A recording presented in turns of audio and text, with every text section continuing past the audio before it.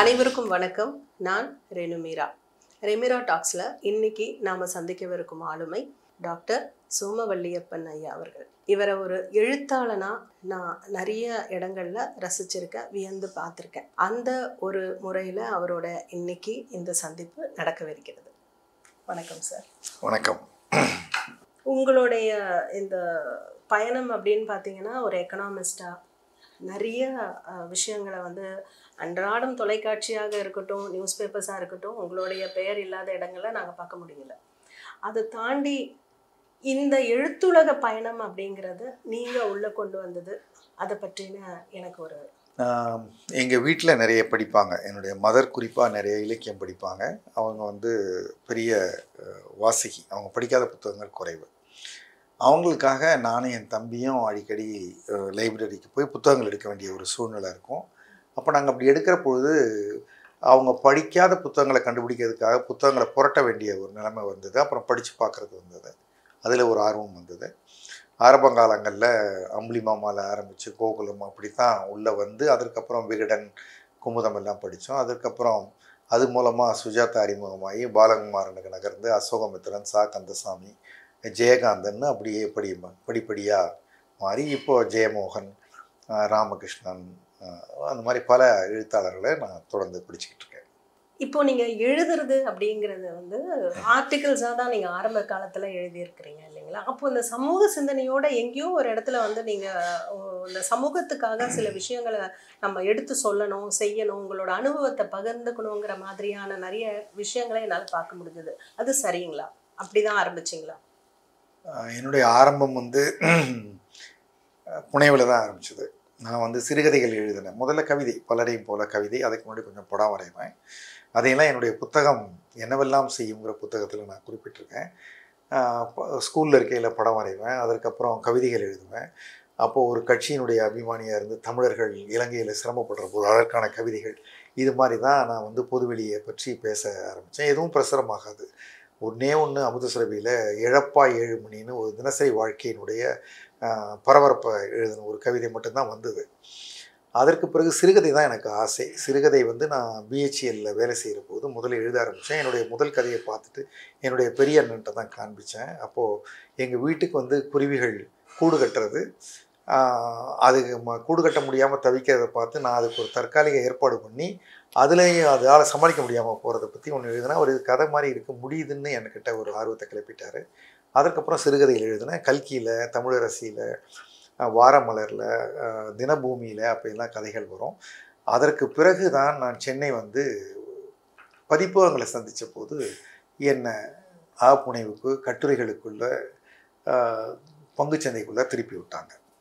இப்போது எனக்கு இந்த பங்குச்சந்தை அப்படின்னு வரும்பொழுது அது ரொம்ப ஒரு பெரிய நெட்வொர்க் இல்லைங்களா? அது வட இந்தியாவுக்கும் தென்னிந்தியாவுக்குமே உள்ள வேறுபாடுகளே அங்கே நிறைய இருக்கிற மாதிரியான என்னோட புரிதல். அது எப்படி மக்களுக்கு அது தெளிவாக கொண்டு போய் சேர்க்க நீங்கள் அது முயற்சி பண்ணீங்க அப்படிங்கிறது? ஏன்னா நிறைய பேர் உங்களுடைய விஷயங்களை பேசும்போதும் ஒரு சில இந்த மாதிரி எக்கனாமிஸ்டோடைய விஷயங்கள் இப்போது இளைய தளங்களில் வரும்பொழுது புரிகிற மாதிரியும் இருக்குது. அதே நேரத்தில் அது சில நேரங்களில் அது ஒரு குழப்பத்துக்குள்ளேயும் எங்களை கொண்டு போகுது. அது எப்படி இதை நாங்கள் எடுத்துக்கிறது? நான் ஒரு வாசகியாக கேட்குறேன். பங்குச்சந்தைங்கிறது முன்னாடி இந்த பிரிட்ஜு விளையாட்டு மாதிரி என்ன சொல்லுவாங்க, எல்லாருக்கும் புரியாதுவாங்க. பல பேருக்கு புரியாமல் தான் இருந்தது. அது ஒரு சூதாட்டம் அப்படின்னு சில பேர் சொல்லுவாங்க. சில பேர் ரொம்ப காம்ப்ளிகேட்டடு, அதை டிரைவேட்டிவ்ஸு அதெல்லாம் பத்லா அப்படிம்பாங்க. என்னுடைய தந்தை பண்ணிக்கிட்டு இருந்தார். எனக்கு ஒரு சின்ன அனுபவம் கொடுத்தாரு. அந்த அனுபவம் நட்டத்தில் முடிஞ்சது. அதற்கு பிறகு நான் சொந்தமாக முயற்சி பண்ணி நிறைய நட்டம் பண்ணேன். அப்படியெல்லாம் பண்ணிக்கிட்டு இருக்கிறது ஒரு பக்கம் போய்கொண்டு இருக்கிற போது நான் ஒரு எழுத்தாளனாக இருக்கேன். என்னுடைய மனிதவளத்துறையில் நான் பிஹெச்எல், பெப்சிகோலாம் வேலை பார்க்குற பொழுது பயிற்சியாளனாகவும் இருக்கேன். அந்த பயிற்சி எனக்கு எழுதுறதுக்கு ஆர்வத்தை கொடுக்குது. பயிற்சிக்காக எடுக்கிற பல்வேறு விடயங்களை எழுதுகிற போது அது ரசிக்கப்படுது. மங்கையர் மலரில் எஸ்எம்பிங்கிற பெயரில் தொடர்ந்து கட்டுரைகள் எழுதிட்டு இருந்தேன். அப்படி வர்றபோது சென்னைக்கு நான் புத்தகம் எழுதுகிறேன். புத்தகம் எழுதுகிற போது முதல் புத்தகம் திட்டமிடுவோம் வெற்றி பெறுவோம் மணிவாசகர் பதிப்பகத்தில் வந்தது.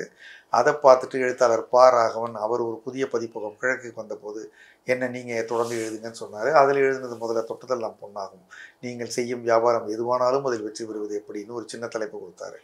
அதை தொட்டதெல்லாம் பொண்ணாகும்னு பெரிய தலைப்பாக்கி எழுதி அது நல்லா போய் அதற்கப்புறம் மனம் பற்றி உஷார் உள்ளேப்பார் அப்படி எழுதுகிற போது நமக்கு நல்லா தெரிஞ்ச பங்குச்சந்தையை எழுதுவோம் அப்படின்னு.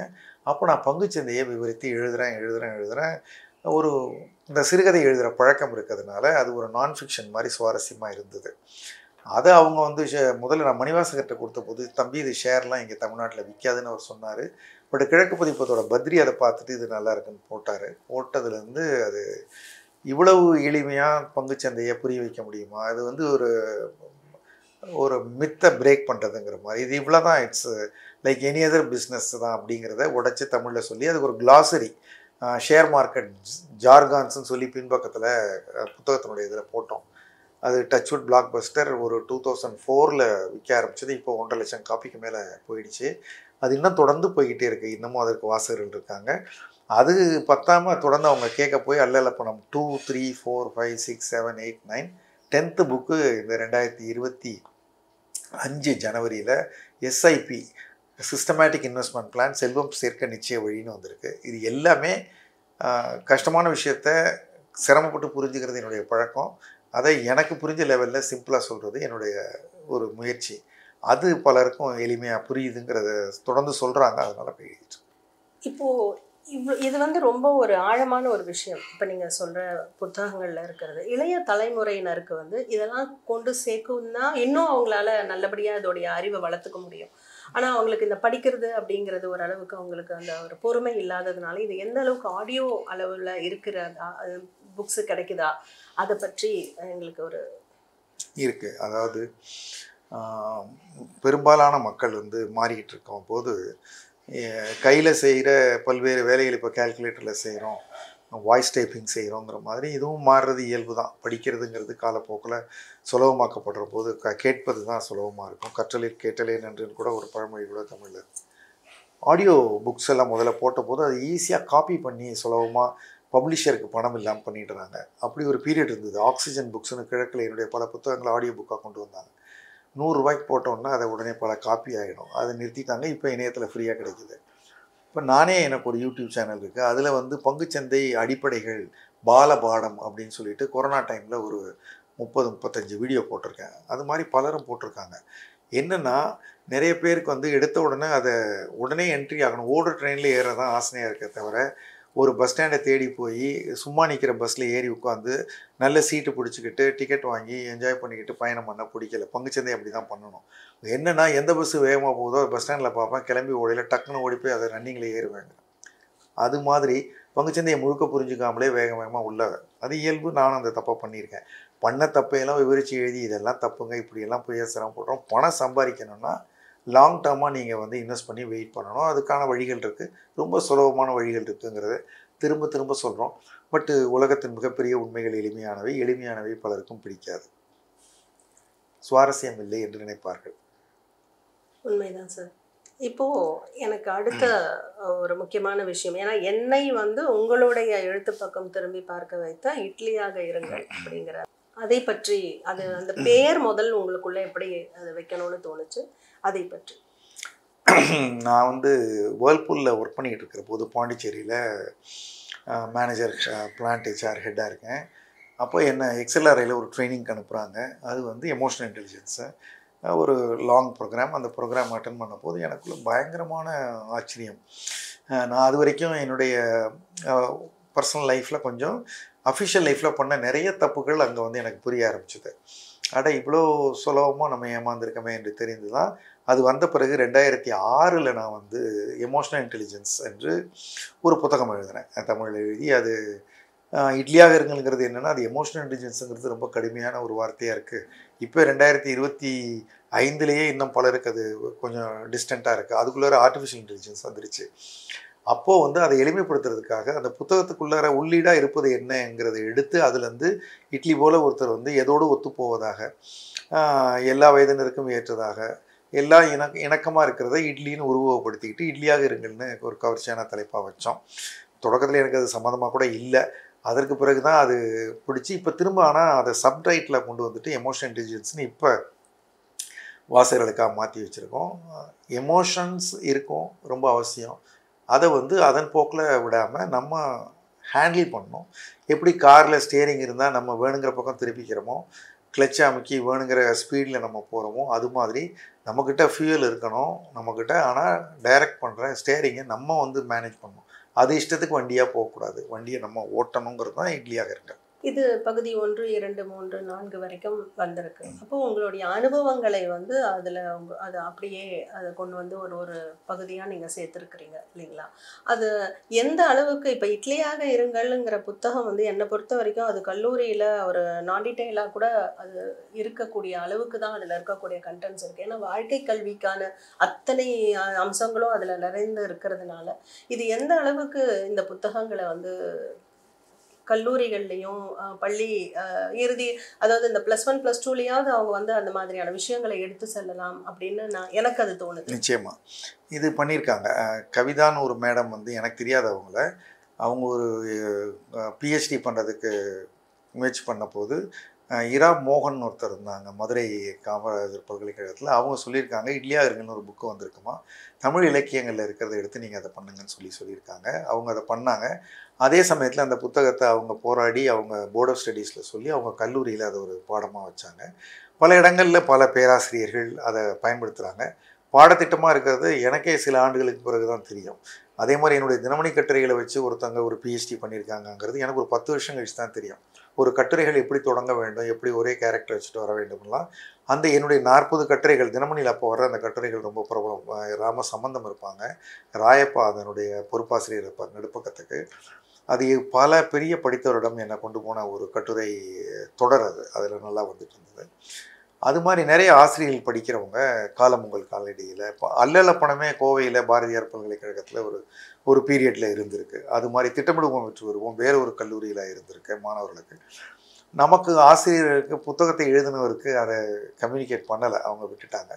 எப்பயோ நான் தெரிஞ்சுக்கிற போது கொஞ்சம் சந்தோஷமாக இருக்குது. எனக்கு தெரியாமல் நிறைய இருக்கலாம். சார் இப்போ வந்து உங்களுடைய எழுத்தினால் தாக்கப்பட்டு தாக்குதலுக்குள்ளாகி பலர் இருந்தாலும் நீங்க யாரை வந்து இன்ஸ்பயர்டா எடுத்துக்கிட்டு நீங்க உங்களுடைய எழுத்து பயணத்துக்குள்ள? ஆமாம், ஏன்னா நீங்கள் தாக்கப்பட்டதுங்கிறத நான் தாக்கம் கொடுத்துன்னு நான் எடுத்துக்கிறேன். தாக்கம் கொடுத்தேன்னா எனக்கு வந்து நான் அல்லலப்பணம் எழுதி முடித்து அந்த புக்கு வெளியில் வந்து அது 2004 ஒரு சூப்பர் டூப்பர் சேல்ஸ். அது அந்த புக் ஃபேரில் 100 ரூபா அந்த புக்கு, 228 பக்கம், ரொம்ப விறுவிறுன்னு வச்சு கொண்டு இருந்தபோது பட்டுக்கோட்டை பிரபாகர் படிச்சுட்டு அதை பாராட்டினாங்க, ஞானி பாராட்டினாங்க. அப்புறம் அசோகமித்திரன் சார்கிட்ட நான் அது எப்படி இருக்குன்னு கேட்டேன். யோ நீ சுஜாதா ரொம்ப படிப்பியாயா அப்படின்னு கேட்டார். சார் நான் அவரெல்லாம் காப்பி அடிக்க மாட்டேன் சார், நான் அவசரமாக சொன்னேன்.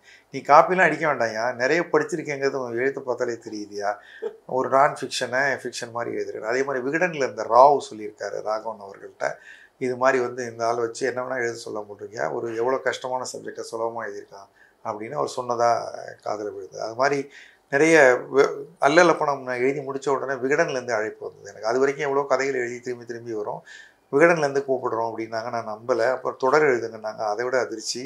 என்ன எழுதணும்னா என்ன வேணால் எழுதுங்கன்னாங்க. இதனால ரொம்ப போச்சுன்னா தலைப்பு மட்டும் பணம் பண்ணலாம், பணம் கொடுத்தாங்க. அது தொடர்களின் ஆரம்பம். அதற்கு பிறகு டச் விட்ட ஆனந்தவுடனுடைய ராசியானக்கை 24, 25 தொடர்களே பல்வேறு பத்திரிகையில். அது மட்டும் இல்லை, பணம் மட்டும் இல்லை, எமோஷன் இன்டெலிஜென்ஸ், மூதம் ஸ்நேகிதியில், அதுக்கப்புறம் ராணியில் கூட இப்போது நில் கவனி உயர்னு ஒரு தொடர், அந்த மாதிரி பலது எழுதுறதுக்கு ஒரு வாய்ப்புகள் கிடைச்சிது. எனக்கு வந்து பாலகுமாரன் ஒரு பீரியடில் இருந்தார். அசோகமித்திரன் தான் நான் இன்றைக்கும் வியக்கிற, எழுத விரும்புகிற, அவரை மாதிரி கந்தர்வனோட ஒரு பழகிற வாய்ப்பு கிடைச்சிது. அவருடைய சில கதைகள் எல்லாம் வந்து மிரட்டுகிற கதைகளாக இருக்கும். ஒரு துண்டு தோலில் போட்டுக்கொண்டே இருந்ததை எடுத்து இடுப்பில் கட்ட வேண்டிய ஒருத்தரை ஒரு முதலாளி வீட்டுக்கு வேலை செய்கிற போது அவர் இடுப்பில் ஒரு நாள் கட்டாமல் இருக்கிறத பார்த்துட்டு, என்னடா அவன் துண்டு எங்கன்னா, துண்டு மறந்துட்டேன் ஏன்னு புது துண்டு எடுத்து வந்து கொடுப்பாரு. அவருக்கு துண்டு போனால் கூட பரவாயில்ல, நீ எனக்கு முன்னாடி இடுப்பில் கட்டுறேன். அதை அவர் வந்து ஒரு சோஷியலிசவாதி கந்தர்வன் நினைக்கிறேன், தமுஎஸ்ஆ. ஆனால் எந்த பிரச்சாரமும் இல்லாமல் அந்த கதையில் ஓங்கி மண்டையில் அடித்து சொல்லுவார். அதுபோல் பூடகமாக சொல்லுவது தான் எனக்கு மிக விருப்பம். அதை எப்படியாவது கைக்கொள்ள வேண்டும் என்று முயற்சிக்கிறேன். எனக்கு வந்து இப்போ நீங்கள் சொன்ன விஷயங்கள்ல எனக்கு சிஎன் அண்ணாதுரை ஐயாவுடைய நினைவு தான் வந்தது. ஏன்னா அந்த துண்டு மாற்றம் அப்படிங்கிறத வந்து அவர் ஒரு பெரிய புரட்சியை கொண்டு வந்தார். அடுத்தபடியாக நீங்கள் இப்போ இன்னொரு விஷயம் சொன்னீங்க, அதாவது ஒரு நான் ஃபிக்ஷனை ஃபிக்ஷன் ஃபார்மில் வந்து கொடுக்கக்கூடிய அந்த ஒரு விஷயம். ஏன்னா அப்போ தான் படிக்கிறவங்களுக்கு வந்து ஒரு அது அது அது உள்ளே அப்படியே ட்ராவல் பண்ணுவாங்க. அந்த மாதிரி உங்களுடைய எழுத்துக்கள் வர்றதுக்கு ஏதாவது ஒரு எழுத்தாளருடைய படிச்சு நீங்க இன்ஸ்பயர் ஆகி வந்தது அப்படின்னா நீங்க சுஜாதாவை அல்லாம வேற யாராவது இருக்காங்களா, இல்ல அவருடைய இல்லை, எழுத்து? எனக்கு சுஜாதாவை பிடிக்கும். நான் சுஜாதா மாதிரி எழுத முயற்சி பண்ணுறதோ, சுஜாதா எப்படி பண்ணியிருக்காருன்னு பார்த்துட்டு ஃபாலோ பண்ணுறதோ கிடையாது. நான் என் பாணியில் எழுதுகிறேன். நான் வந்து அடிப்படையில் ஒரு பயிற்றுனன். அதற்கு பிறகு பிஎஸ்சியில் இருக்கையில் சென்ட்ரல் போர்ட் ஆஃப் ஒர்க்கர்ஸ் எஜுகேஷனில் எம்ப்ளாயீஸுக்கு வந்து ப்ரோக்ராம்ஸ் நடத்துகிறத ஒரு பொறுப்பு நான் இருந்தேன். அப்போது ஒவ்வொரு முறையும் அந்த நிகழ்ச்சி தொடங்குற போது நான் வந்து ஒரு காம்பியராக இருக்கணும். ஒரு மாஸ்டர் ஆஃப் செரிமனியாக இருந்து ஒவ்வொருத்தரையும் அழைக்கணும். அதற்கு இடையிடையே எதையாவது சுவாரஸ்யமாக சொல்லுவேன். ஏன்னா அது ஒரு உப்பு சப்பு இல்லாத நார் மாதிரி ஆகிடக்கூடாது, அதுவும் வாசனையாக இருக்கணுங்கிறதுக்காக. அதற்காக கொஞ்சம் தேடுறது, படிக்கிறது, அதை சொல்கிறது, அதற்காக பாராட்டு பெறுறது. என்னுடைய தொகுப்புக்காகவே கேட்க வர்றவங்க வர ஆரம்பிச்சிட்டாங்க. அப்புறம் தொகுப்பு நல்லாயிருக்கும், இவரை பற்றி என்ன சொல்கிறாரு, அவரை பற்றி என்ன சொல்கிறாரு, நாலடியார்லேருந்து ஒன்று சொல்கிறாரு, அது மாதிரி இருக்கவே அப்புறம் அந்த தகவல் எல்லாம் கேட்குறவங்க தொடர்ந்து கேட்கணுங்கிறத நான் சொல்கிறது 1980கள் 90களில் அப்போவே கவனிக்க மாட்டாங்க. கவனிக்க வைக்க ஒரு கதை, ஒரு சம்பவம், ஒரு கோட்டு, அந்த மாதிரி எல்லாம் சேர்க்குற போது நல்லா இருந்தது. அதுவே என் எழுத்து பாணி ஆயிடுச்சு. ஞானசம்பந்தம் ஒரு முறை என்னை சந்தித்த போது சொன்னார், நான் கூட்டத்துக்குள்ளார நுழையிறேன் கோயம்புத்தூரில், அவர் பேசிக்கிட்டு இருக்காரு. அப்போது அவர் ஏதோ சோமாலியை பண்ணுவாங்க, தினமணியில் எழுதுவாங்க. முதல் வரியை படித்த உடனே நான் அங்கே போயிருந்தேன்னா மழை பெஞ்சதுன்னு எடுத்த உடனே சம்பவத்தை ஆரம்பிச்சிருவாங்க. உடனே நம்மளை உள்ளே இழுத்துருவார் அந்த கட்டுரைக்குள்ளார. அது கட்டுரை என்று நினைவராது, அதுக்கப்புறம் சொல்லுவார். அதுதான் அந்த தினமணியை பற்றி ஆராய்ச்சி பண்ணவங்களும் சொன்னது. ஒரு தொடக்கம் சுஜாதாவும் சுவாரஸ்யமாக இருக்கணும்னு சொல்லுவார். கட்டுரைகள்லையும் அதை நான் தற்செயலாக கொண்டு வந்திருக்கேன். உங்களுடைய சிறுகதையில கூட நான் இதை பார்த்துருக்கேன். அதாவது 2 தோழிகள் எப்படி ஒரு ஜூஸ் வாங்கி குடிக்கும் பொழுது இருக்கிற விஷயம். ஸோ அந்த கடைக்குள்ளே எங்களை கூட்டிட்டு போய் உட்கார வச்சுட்டு அதுக்கப்புறம் தான் அந்த ஒரு இன்சிடென்ட்டையே நீங்கள் சொல்ல ஆரம்பிக்கக்கூடிய விஷயங்கள் எல்லாம் இருக்குது. இது உங்களோட கட்டுரைகள்லையும் நீங்கள் வந்து பல இடங்களில் அது பதிவு பண்ணுறீங்க. இப்போது அடுத்த தலைமுறையினருக்கு எழுதுறதுங்கிறது இப்போ நிறைய சுலபமான வழிகள் வந்திருக்கு. ஆடியோ ரெக்கார்ட் பண்ணிட்டு கூட நம்ம அதை டைப் ஃபார்மில் பண்ணிட்டு அப்புறம் கரெக்ஷன் கூட பண்ணிக்கலாம். இவ்வளோ வசதிகள் இருக்குது. நீங்கள் அந்த மாதிரி எழுதக்கூடியவங்களுக்கு மனசில் இருக்கிறத எப்படி அது ஒரு ஃபார்மேட்டாக போடுறது அப்படிங்கிறது ஏதாவது ஒரு டிப்ஸ் உங்களால் கொடுக்க முடியுங்களா? நிறைய பேருக்கு எழுத ஆசை இருக்குது. நான் இப்போ பல ஆண்டுகளாக பல கூட்டங்களுக்கு போகிறேன், ஊர் ஊராக போய் பேசுகிறேன். ஒரு ஒற்றை எல்ஐசி பல அமைப்புகள், கல்லூரிகள் எல்லாம் எல்லாருமே என்ன சொல்லுவாங்கன்னா, நல்லா எழுதுறீங்க சார், நான் கூட ஒரு புக்கு பிளான் பண்ணியிருக்கேன்பாங்க. அதற்கு பிறகு அவங்களோட தொடர்ந்து பேசுகிற போது அந்த புக்கு பிளானிங் ஸ்டேஜ்லேயே இருக்கும். ஏன் பிளானிங் ஸ்டேஜ்லேயே இருக்குன்னா, அவங்க வந்து அந்த முதல் கதவை உடைக்கவே இல்லை. அது முதல் கதவு என்னென்னா மனத்தடை. நம்ம எழுதுறது சரியாக இருக்கா, நம்ம எழுதுறது சரியாக இருக்கா, இது வெளியில் போனால் என்ன இருக்கும்னு. நம்ம எழுதுறது சரியாக தான் இருக்கும், சரியாக இல்லைனாலும் ஒன்றும் இல்லை. நம்ம என்ன எழுதி தீர்ப்பாக கொடுக்குறோம், யாருடைய வாழ்க்கையும் மக்கெடுக்கிறோம், நமக்கு தெரிஞ்ச நல்ல விஷயத்த சொல்கிறோம், அவ்வளோதான். பைப்பை திறந்தால் கொஞ்சம் நேரத்துக்கு வர்ற தண்ணியை விட்டுட்டு 2வது டம்ளர் குடித்தா நல்லாயிருக்கும், 3வது டம்ளர் நல்லா இருக்குங்கிற மாதிரி முதல்ல நமக்கு சரியாக வராமல் இருக்கலாம், போக போக சரியாக வந்துடலாம். அதனால் நான் எழுதுவது சரிதானா என்று தவறானதை எழுதக்கூடாது, தெரியாததை எழுதக்கூடாது. நமக்கு தெரிஞ்சது கொஞ்சம் தானே பயப்பட வேண்டாம். நமக்கு தெரிஞ்சதை கூட தெரியாதவங்க இருக்கலாம், அவங்களுக்கு அது பயன்படலாம். அதனால தான் வந்து பல்வேறு தரப்பில் வாசகர்கள் இருக்காங்கன்னு நம்ம நம்பணும். நம்மளும் யாருக்காவது பயன்படுற மாதிரி இருப்போம் அப்படிங்கிறத எழுதணும். அதே மாதிரி ஒவ்வொருத்தரும் எப்படி ஒரு இன்ஜினியராக இருந்த சுஜாதா எழுதினாரோ, டஃபேல ஒர்க் பண்ண அனுபவத்தை பாலகுமாரன் அற்புதமாக நம்மக்கிட்ட கடத்தினாரோ, அசோகமுத்திரன் வாழ்க்கையை தள்ளி நின்று பார்த்து பல பேரை புரிஞ்சுட்டு எழுதினாரோ, அது மாதிரி நாம் புரிஞ்சு கொள்வதை, நாம் அனுபவப்பட்டதை எல்லாருமே எழுதணும். அப்போ தான் உலகத்தில் இருக்கிற எல்லா அனுபவமும் எல்லாருக்கும் கிடைக்கும். இப்போ ஏர்போர்ட்டுங்கிற ஒரு நாவலில் முழுக்க முழுக்க ஏர்போர்ட்டை பற்றி தெரிஞ்சுக்க முடியுதுங்கிறாங்க. அதே மாதிரி இப்போ வந்து இவங்க நம்ம மாலன் சாரோட பிரதர், அவங்க பேர் எனக்கு உடனடியாக நினைவில்லை, அவங்க ஒரு புத்தகம் எழுதியிருக்காங்க. அது வந்து ஃப்ளைட்டை பற்றி எல்லாம் பிரமாதமாக எழுதியிருக்காங்க. முன்னாடி கல்கியோட ஆசிரியராக இருந்தாங்க, என்னுடைய கதைகள்லாம் கூட போட்டாங்க. ஸோ அது மாதிரி நம்முடைய அனுபவம் சார்ந்த விஷயங்களை நாம் எழுதுகிற போது அது ஆத்தென்டிக் ஆகிடுது. அதை யாரும் சேலஞ்ச் பண்ண முடியாது, அது அப்படித்தானே அப்படிங்கிற மாதிரி தான். ஆனால் கந்தர்வன் வந்து எழுதுனது எப்படி, யாரோ ஒரு தொழிலாளியை பார்த்து. அப்போது ஒரு எழுத்தாளனா நம்ம முதல்ல நம்முடைய உணர்வுகளை சரியாக பதிய வைக்க பழக்கப்பட்ட பிறகு அடுத்தவரோட உணர்வுகளை புரிந்து கொள்ளக்கூடிய திறமை வந்து நாம் மற்றவர்களை பற்றியும் நம்ம எழுத ஆரம்பிச்சிடுவோம். அதனால் எல்லாத்துக்கும் முதல் விஷயம் ஆரம்பிக்கணும். இப்போது ஒரு விஷயத்த நினைக்கிறத சொல்கிறத எந்த அளவுக்கு நம்ம வந்து கரெக்டாக எளிமையாக சொல்கிறோம் அப்படிங்கிறது, இது அத்தனை தெளிவுமே எழுத்து வடிவில் எந்த அளவுக்கு முக்கியத்துவம் கொடுக்கணுமோ அதே மாதிரி தான் ஒருத்தர்கிட்ட பேசும்போதும் கொடுக்கணுங்கிறது வந்து நீங்கள் எமோஷ்னல் இன்டெலிஜென்ஸோட இதை உங்களோட எழுத்துக்களோட என்னால் கனெக்ட் பண்ண முடியுது. அந்த தெளிவு இருக்கணும். ஆமாம், சொல்லுவதற்கு முன் அதில் அந்த பவர் ஆஃப் வேர்ட்ஸில் ஜோசப் மர்ஃபி குறிப்பிட்டிருக்கும்ன்றத வந்து நீங்க ஒரு இடத்துல பதிவும் பண்ணியிருக்கீங்க உங்களோட article. Power words. Power words. So இந்த மாதிரி ஒரு ஒரு வார்த்தைக்கும் இப்படியெல்லாம் ஒரு விளக்கம் இருக்கு, அதை நீங்க சொல்றதுக்கு முன்னாடி சிந்திக்கணுங்கிறது அத்தனையுமே இளைய தலைமுறை, நான் சொல்றது வந்து ரொம்ப யங் அடல்ட்ஸ், அதாவது ஸ்கூல் ஃபைனல்லையே இதெல்லாம் கற்றுக் கொடுக்கப்பட வேண்டிய ஒரு விஷயமாக நான் பார்க்கிறேன் சார். இப்போ நம்ம ஆங்கிலத்தில் வந்து ப்ரிசி ரைட்டிங்னு சொல்கிறாங்க. ப்ரிசி ரைட்டிங்னா 3 ஒரு பகுதியாக சுருக்கி எழுதுங்கன்னு சொல்லி என்ன பண்ணுறாங்க, ஒரு பெரிய பேராவை படிச்சுட்டு மக்கள் வந்து உடனே அந்த வார்த்தையில் கவுண்ட் பண்ணுறாங்க. கவுண்ட் பண்ணிவிட்டு 1/3 டிவைட் பண்ணிவிட்டு 3 டிவைட் பண்ணிட்டு சில வார்த்தைகளை நீக்கிட்டு அதே சென்டென்ஸை போடுறாங்க. அது ஒரு ஷார்ட்கட்டு, அது பிரயோஜனம் இல்லை. முழுதையும் உள்வாங்கிட்டு நம்ம திருப்பி சொல்லணுங்கிற போது அது ஒரு பயிற்சியில் வரும். ஒரு விஷயத்தை பார்த்தியா, நீ அதை பற்றி என்ன சொல்கிற சொல்லு. அப்போது நம்ம சொல்கிற போது நம்ம முழுமையாக இல்லையா, அதை யாராவது ஒரு ஃபீட்பேக் கொடுக்கணும், இதில் இது விட்டுடுச்சு அது விட்டு போச்சு, அப்போ அதை திருப்பி நம்ம அதில் சேர்த்துக்கிறோம். அப்படி சொல்கிற போது எதையும் அப்படியே உள்வாங்கி நம்ம சமைச்சு திருப்பி வெளியில் நம்ம வார்த்தைகளில் கொடுக்குற போது அது அழகாயிடுது. எவ்வளோ பெரிய தத்துவங்களை கண்ணதாசனை எவ்வளோ சுலபமாக சொல்லியிருக்காரு. உனக்கும் கீழே உள்ளவர் கோடி நினைத்து பார்த்து நிம்மதி நாடுங்கிறது எவ்வளோ பெரிய விஷயம். ஆனால் நமக்கு சொல்லி முடித்த பிறகு சிம்பிளாக தெரியுது. அது அவ்வளவும் உள்ளே போய் இறங்கி அதை வெளியில் வந்து எப்படி வந்து ஒரு சில மதுபானங்களை வந்து கொதிக்க வைக்கிற டிஸ்டில்டு வாட்டர் தான் அப்படிங்கிறாங்க. அது ஆவியாக போய் திருப்பி வர்ற சொட்டு, டிகாஷன் அதே மாதிரி தான், அதுலேருந்து போய் வர்ற சொட்டு. அது மாதிரி அதனுடைய எக்ஸ்ட்ராக்ட் மொத்தத்தையும் எடுத்து நம்மளுடைய சொந்த அனுபவத்தோடு நம்ம அதை கொடுக்குற போது அது ரொம்ப சுலபமாக கனெக்ட் ஆகிடும்.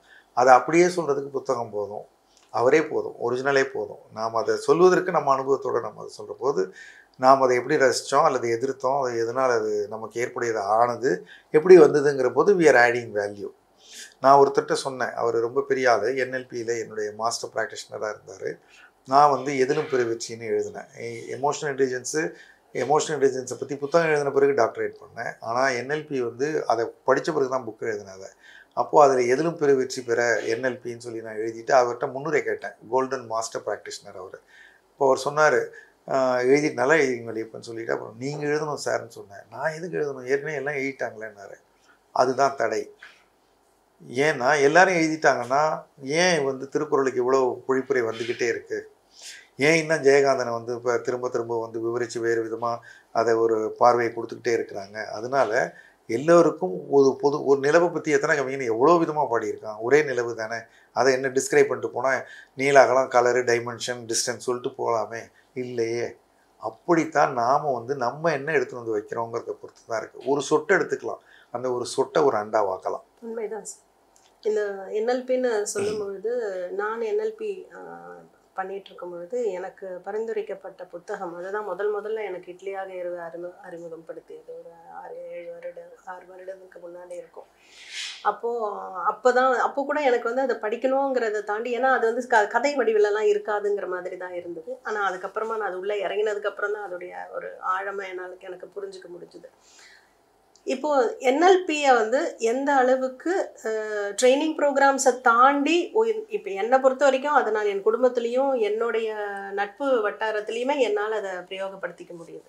ஒரு வார்த்தை பரிமாற்றத்துக்கு உள்ள முக்கியத்துவம் இதை நீங்கள் எப்படி பரிந்துரை பண்ணுவீங்க அடுத்த தலைமுறையினருக்கு, என்எல்பிங்கிற ஒரு விஷயம்? என்எல்பிங்கிறது ஒரு லேபிள். பல விஷயங்கள் வந்து என்எல்பியில் இருக்கிற விஷயங்களை நான் 2004ஆம் ஆண்டு 5ஆம் ஆண்டில் உஷார் உள்ளே பாருங்கிற புத்தகத்தில் நான் எழுதியிருக்கேன். எனக்கு அது என்எல்பின்னு தெரியாது. காமன் சென்ஸ் தான் எல்லா சப்ஜெக்ட்டுமே. ஒரு பர்டிகுலர் காமன் சென்ஸை எடுத்து அதை ஸ்பெஷலைஸ் பண்ணி அதற்குண்டான எல்லா விஷயங்களையும் சேர்த்து அதற்கு ஒரு ஆய்வு தரவுலையும் சேர்க்குற போது ஒரு டாக்குமெண்ட் ஆகி அது ஒரு மதிப்புக்குரிய புத்தகம் ஆகிடுது. என்னுடைய புத்தகமும் அப்படி தான். அதில் பல விஷயங்களை நான் அதில் சேர்த்துருக்கிறேன். ஆனால் அதில் இருக்கிற கவனத்தில் கவனம் அப்படிங்கிறதோ இன்னும் இது மாதிரி பல தலைப்புகள் எனக்கு ரொம்ப ஆச்சரியமாக இருந்தது என்எல்பி படிக்கிற போது. இதெல்லாம் நமக்கு ஏற்கனவே தெரிஞ்சிருக்கேன்னு, எல்லாருக்கும் தெரிஞ்சது தான். நம்ம சுற்றி எல்லாம் ஒரு சின்ன பட்டாம்பூச்சி மாதிரி பறந்துக்கிட்டு இருக்குது, தும்பி மாதிரி பறந்துக்கிட்டு இருக்குது, தூசு மாதிரி போயிட்டு இருக்கு. நாம் எதை கைகொள்கிறோமோ அதை வந்து உள்ளே வச்சு வளர்க்குறோமோ அது பெருசாக போகுது. அது எல்லாமே நம்மளை சுற்றிக்கிட்டு தான் இருக்குது. அதனால இந்த என்எல்பியை தெரியாமலே பயன்படுத்துகிறவங்க இருக்காங்க நிறைய. என்எல்பியில் வந்து சொல்லுவாங்க டிஸ்டார்ஷன், டெலிஷன், அதெல்லாம் நம்முடைய மைண்டு பண்ணுதுன்னு. இப்போ நம்மளை சில பேர் உதாசீனப்படுத்துறதா நினைக்கிற போது அந்த என்எல்பியில் கற்றுக்கிட்டது ஞாபகம் வந்து சரி கவனிச்சிருக்க மாட்டாங்க, வேறு கவனமாக இருந்திருப்பாங்கிற புரிதலுக்கு உதவுது. ஒரு பிலீஃப் தான் வந்து ஒருத்தனுடைய வாழ்க்கையை வந்து நகர்த்திக்கிட்டு போகுதுங்கிறது நம்ம என்எல்பியில் உறுதிப்பட தெரிஞ்சுக்கிறோம். பல விஷயங்களை புத்தகங்களை படிக்கிற போது அது உறுதியாகுது நமக்கு இருக்கிற எண்ணங்கள். நான் வந்து அல்லல பணம் எழுதின போது பல பங்குச்சந்தை பற்றி என்னுடைய பார்வையை நான் எழுதியிருந்தேன். நான் எந்த பங்குச்சந்தை ஸ்ரீ வெங்கடேஸ்வரான்னு ஒன்று வெங்கடேஷன் கோன்னு ஒன்று மயிலாப்பூரில் இருந்தது, அங்கே தான் பண்ணிகிட்டு இருந்தேன் எங்கள் அப்பா சொல்லி. அதில் இருந்தால் ரமேஷ்னு ஒருத்தர், அவர்கிட்ட இந்த புத்தகத்தை கொடுத்தேன்.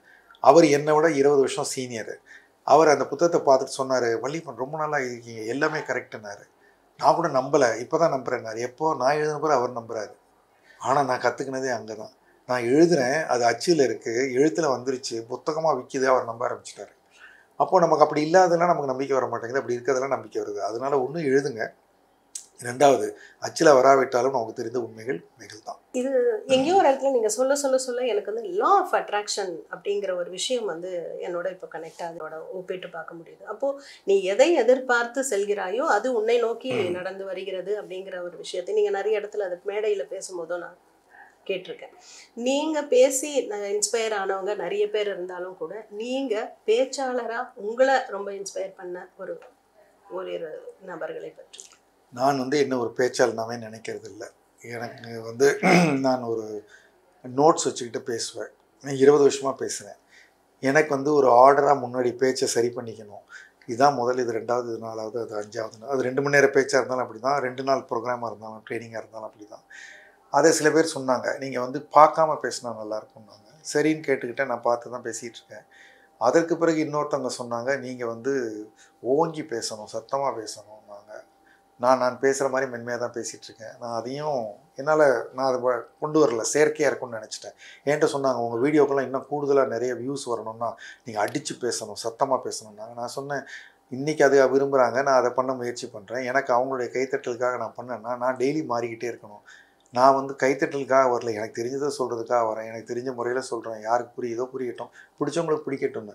இப்போ என்ன சொல்கிறாங்க, நீங்கள் சொல்கிறது பேசுகிற மெத்தடு நல்லா இருக்குங்கிறாங்க, நீங்கள் செயற்கையாக பேசலைங்கிறாங்க, ரொம்ப ஓங்கி கத்தி பேசிட்டு அடுத்தே ஒரு ஜோக்கர் கை உங்களுக்கு அந்தளவுக்கு நீங்கள் வந்து மாறிக்கலைன்றாங்க, ஆத்தென்டிக்ன்றாங்க. அதனால் யாராவது எதையாவது சொல்லிக்கிட்டே தான் இருப்பாங்க. நமக்கு தெரிஞ்ச மாதிரி பண்ணுவோம், பிடிச்சவங்களுக்கு பிடிக்கட்டும், பிடிக்கலைன்னா போகட்டும். நம்ம வந்து நேர்மையாக நமக்கு தெரிஞ்சதை நம்ம சொல்கிறோம், அவ்வளோதான். அதற்கு மேலே வந்து நாம் வேஷம் கட்டி கொண்டே இருக்க முடியாது, மாறிக்கொண்டே இருக்க முடியாதுங்கிறது தான் ஒரு பேச்சாளனா. அதனால் நான் என்ன பேச்சாளன்னே நான் சொல்கிறதில்ல. I am a communicator through writing to speaking. So whatever, எனக்கு ஒன்று வருது, தெரியுது, புரியுது, அது எனக்கு ஒரு சந்தோஷம் கொடுக்குது. நான் அதை ஸ்டீஃபன் கவி புக்கு 7 ஹேபிட்ஸ் படித்தோன்னு அது யார்கிட்டயா சொல்லணும்னு துடித்தேன். நைட்டு 10:30 மணிக்கு மேலே எங்கள் பாஸுக்கு ஃபோன் பண்ணேன். எதுக்கே இப்போ ஃபோன் பண்ணுறேன்னாரு, பிஎன்டி ஃபோனில். சார் ஒன்று படித்தேன், ரொம்ப நல்லா இருக்குது, யார்கிட்டயா சொல்லணும் சார். நான் தான் கிடைச்சேன்னாரு. ஆமாம் சார். ஏன்னா அது ரசிக்க தெரிந்த மனிதர் அவர். அது மாதிரி எனக்கு தெரிஞ்ச நான் அனுபவப்பட்டதெல்லாம் எனக்கே இன்றைக்கி வந்து 20 வருஷம் முன்னாடி நான் பட்ட அனுபவத்தை எழுதுனதை இன்றைக்கி என்னை கேட்டால் மறந்து போயிருக்கோம், அல்லது அது முக்கியம் இல்லாமல் போடும். ஆனால் அந்த வயசில், அந்த காலகட்டத்தில் அந்த போராட்டங்கள் கிடையாது, முக்கியமாக பட்டுச்சு. அதனால் அதை பதிவு பண்ணிட்டேன். இன்றைக்கி அந்த சூழ்நிலையில் இருக்கவங்களுக்கு அது பயன்படும். எனக்கு அது சின்னதாக தெரியும். அதனால் நம்ம எழுதாமல் விடுறதெல்லாம் நமக்கு சின்னதாக போய் அது ஒன்றும் இல்லாமல் போய் எழுதவே ஒன்றும் இல்லைன்னா ஆகிடும். அப்பப்போ எழுதுகிற போது, அந்தந்த முக்கியத்துவத்தை நம்ம எழுதுகிற போது, அந்த லெவலுக்கு அந்த இடத்துக்கு வர்றவங்க, நம்ம இன்றைக்கி ராஜராஜன் கோயிலை போய் பார்க்குறோம். இன்றைக்கி அந்த இடத்துல போய் பார்க்குற பொழுது நான் அந்த இடத்துல நின்று கற்பனை பண்ணேன், ஆஹா இந்த லிங்கத்தை தானே ராஜராஜன் நின்று கும்பிட்டுருப்பார், அந்த இடத்துல நான் நினைக்கிறேன், அவர் கண்ணில் போட்டது என் கண்ணில் படுது அப்படின்னு நான் நினைக்கிறேன். அது மாதிரி நாம் சந்தித்த ஒரு ஆரம்பகால போராட்ட வாழ்க்கையை யாரோ இன்றைக்கு சந்திக்கிற போது, அவர் கூட அந்த புத்தகத்தில் எழுதியிருந்தார், இப்படி தான் சந்தித்தார், இப்படி தான் சமாளிச்சுன்னு எழுதியிருந்தார், நம்ம சமாளிப்போன்னு அவருக்கு உதவலாம். இன்றைக்கி அந்த சமாளிப்பு நமக்கு சின்னதாக தோணலாம், அன்றைக்கி அது நமக்கு பெருசாக தெரிஞ்சு செஞ்சோம். அந்த நிலையில் இருக்க யாரோ ஒருத்தருக்கு அது பெருசாக செஞ்சு முயற்சிப்பாங்க. அதனால் எல்லாரும் எழுதுங்க, அப்பப்போ எழுதிக்கிட்டே இருங்க. சார், இவ்வளோ நேரம் உங்களோட அந்த பிஸி ஸ்கெட்யூல் எனக்கு தெரியும், நீங்கள் எந்த அளவுக்கு வந்து பிஸியாக இருக்கீங்க அப்படின்னு. இவ்வளோ நேரம் எங்களுக்காக இந்த ஒரு நேரத்தை ஒதுக்கி கொடுத்து, ரெமிரா டாக்ஸில் நான் இந்த மாதிரி சின்ன சின்ன பேட்டிகள், நான் இந்த துறை தான் அப்படின்ற ஒரு வட்டத்துக்குள்ளே நான் இல்லை, தெரிந்த நிறைய நல்ல விஷயங்களை வந்துட்டு கொண்டு சேர்க்கணும் அப்படிங்கிற மாதிரி. இப்போது உங்களை நிறைய பேர் பேட்டி எடுத்திருப்பாங்க இது வரைக்கும், பல அனுபவங்கள் உங்களுக்கும் இருந்திருக்கும். ஆனால் நான் உங்களை பார்த்தது ஒரு எழுத்தாளனாகவும், நான் இப்போ தான் எழுதுறதுக்காக ஒரு ரொம்ப ஒரு எல்கேஜி லெவலில் இருக்கேன். உங்களை பார்த்து நிறைய விஷயங்கள் வந்து கற்றுக்கணுன்ற போது என்னோட பெர்ஸ்பெக்டிவில், அந்த பார்வையில் நான் உங்களை இன்றைக்கி பார்த்த ஒரு திருப்தியும், அதை நீங்கள் எங்கள் கூட இவ்வளோ தூரம் பகிர்ந்துக்கிட்டு எல்லாத்தையுமே எங்கள் கூட ஷேர் பண்ணியிருக்கீங்க. இது நிச்சயமாக இளைய தலைமுறையினருக்கு நிறைய உதவியாக இருக்கும். நான் பார்த்த டாக்டர் சோம வள்ளியப்பன் ஐயா ஒரு எழுத்தாளனா இன்றைக்கி உங்கள் எல்லாரோடவும் நான் வந்து அவருடைய வாயிலிருந்தே எப்படியெல்லாம் எழுதலாம், அவர் எப்படியெல்லாம் எழுத முயன்றார் அப்படிங்கிறத வந்து வச்சு இந்த ரெமிரா டாக்ஸில் இதை பற்றி சொன்னது எனக்கு ரொம்ப ரொம்ப திருப்தி, சந்தோஷம் சார். இந்த பேட்டி எடுக்கிறதுக்கு நேரம் குறிச்சிருந்தோம். நான் வந்து ஒரு பெரிய பயணத்துக்கு அப்புறம் இரவு 3 மணிக்கு தான் வந்தேன். இத வந்து 11 மணிக்கு திட்டமிட்டு நான் 12ன்னு கேட்டுக்கிட்டேன். சரின்னாங்க. 12 மணிக்கு வருவார்கள் என்று நான் நினைத்தது. பொதுவா வீடியோ எடுக்க வர்றவங்க, சேனல்லேருந்து வர்றவங்க 12 என்று சொன்னா 12:10, 12:15க்கு வருவாங்க. நாம வீட்ல காத்திருப்போம். ஆனா 11:30க்கே கதவு மணி தட்டினது. வந்துட்டாங்க. அப்பயே நான் சொன்னேன், "உங்களுடைய முனைப்பு எனக்கு தெரிகிறது" என்று. ஆண், பெண் வித்தியாசம் இல்ல. ஒருத்தருடைய டிரைவ் என்ன அப்படின்னா, நமக்கு மனசு அதுக்கு முன்னாடியே அங்க போய் உட்காந்துரும். அந்த நிகழ்வுல. அதுபோல இருக்கிற அந்த தீவிரத்தை நான் அவரிடம் பார்க்கிறேன். நான் பாராட்டுறேன். அது தவிர நான் உங்ககிட்ட பார்த்த இன்னொரு விஷயம் வந்து முதல்ல மைண்ட் யுவர் மைண்ட்ல என்னுடைய கதைகள பார்வைங்கிற கதைய நீங்க வாசிச்சீங்க. அப்பதான் நான் வந்து பார்த்தேன். அந்த கதைகள நம்ம கதைகள வாசிச்சபோது நமக்கே புதுசா இருக்கே! அப்படின்னு சொல்லிட்டு, அத நீங்க தொடங்கி வச்சீங்க. அதற்கப்புறம் இன்னும் பலரும் அந்த சேனல்ல பண்ணிக்கிட்டு இருக்காங்க. என்னுடைய பல கதைகள் படிக்க கேட்க சுகமா இருக்கு. நீங்க அதோடு நிற்காம பல கல்லூரிகளுக்கு போறீங்க, பலரோட உரையாடுறீங்க, பெரிய பிரபலங்கள பேட்டி எடுக்கிறீங்க. அது எல்லாத்தையும் நான் தொடர்ந்து பார்க்குறேன். ஒரு ஒரு டிரைவ் உங்ககிட்ட இருக்கு. ஒரு சுழன்றுகிட்டே இருக்கிற ஒரு தன்மை இருக்குது. அது அத காப்பாத்திக்கணும். அதுதான் வந்து நம்மள பல இடங்களுக்கு கொண்டு போற ஒரு ட்ரோன். நம்மள தூக்கிட்டே போய்க்கிட்டே இருக்கும். அது உங்ககிட்ட நல்லா இருக்கு. உங்களுடைய பேட்டி எடுக்கிற விதமும், அத ஒளிப்பதிவு செய்றதுக்கு உதவியா இருக்கிற உங்களுடைய மகன், அதுவும் எனக்கு ஒரு பெரிய ஆச்சரியமா இருக்கு. ஒரு தாய்க்கு வந்து ஒரு மகன் எவ்வளவு இணக்கமா இருந்து அத வீடியோ எடுத்து, அவருக்கு வேறு ஒரு முழு நேர வேலை இருந்தா கூட அம்மா போற இடங்களுக்கெல்லாம் வந்து அவரு எடுக்குறாரு. அ அந்த விதத்தில உங்க தாயும் மகனுமாவும் எனக்கு ரொம்ப பிடிச்சிருக்கு. எழுத்தாளர் ஜெயகாந்தனுடைய பெரிய ஒரு ரசிகையா நீங்க இருந்து அவர ஒவ்வொரு இடத்துலயும் தூக்கி பிடிப்பதும், எனக்கு அவருடைய ஆயிர சிந்தைகள், அவருடைய கதைகள் ரொம்ப பிடிக்கும். அவருடைய அக்னி பிரவேசம் கதைய கூட நான் என்னுடைய உணர்வால் முடியும் வெள்ளியாக இருங்கள் 4 புத்தகத்தில டிஸ்கஸ் பண்ணியிருக்கேன். அதை பயன்படுத்தி அந்த சப்ஜெக்ட்ட விளக்கி சொல்லியிருக்கேன். ஜெயகாந்தனுடைய 1000 சிந்தைகள் அந்த கட்டுரை தொகுப்பு எனக்கு ரொம்ப பிடிக்கும். அவர் ஒரு கட்டுரையாளரா மிகச்சிறந்தவரா நான் பார்க்கிறேன். கதைகள் எனக்கு அசோகமித்திரன் கதைகள் ரொம்ப பிடிக்கும். என்ன பொறுத்தவரைக்கும் ஓரளவிற்கு இறுதியாக இதுதான் சொல்ல வர்றேன்னு கதாசிரியர் சொல்லாத கதைகள் எனக்கு பிடிச்சிருக்குது தற்செயலா. அந்த விதத்தில அசோகமித்திரன், சா. கந்தசாமி போன்றவர்கள் எனக்கு பிடிக்கும். ஸோ உங்களுக்கும் இந்த நேரம் ஒதுக்கி நீங்க வந்து என்னை ஒரு பேட்டி எடுத்து மக்கள் இன்னும் பலரிடம் என்னை கொண்டு சேர்ப்பதற்கு என்னுடைய மனமார்ந்த நன்றி. வணக்கம்.